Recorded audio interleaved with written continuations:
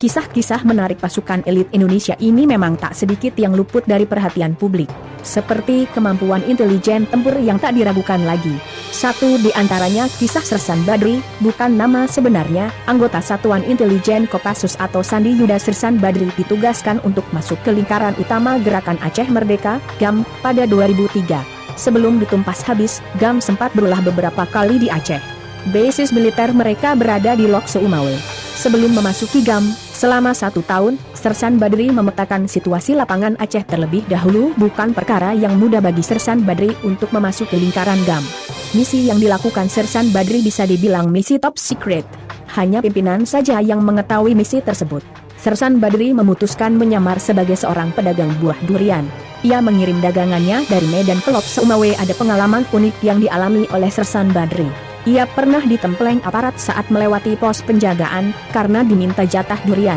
Setelah berhasil menyusup ke GAM, kesetiaan Sersan Badri diuji. Selama 3 bulan lebih, ia mendapat tantangan dari GAM. Ia diminta beberapa kali untuk mengecoh patroli TNI agar GAM tidak bisa disergap. Bahkan, Sersan Badri diminta meloloskan anggota GAM ke Malaysia. Yang paling gila adalah ketika Sersan Badri diminta menyembunyikan istri Panglima GAM. Pengalaman tak terduga lain saat penyamaran ini bertaruh nyawa.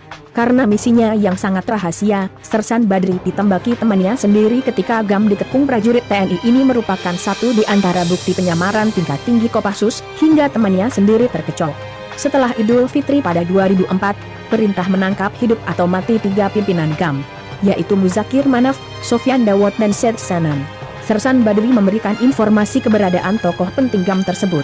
Ia memberitahu kepada induk pasukan bahwa ketiganya berada di Cot Girek. Kemudian tanggal dan jam penyerbuan ditetapkan.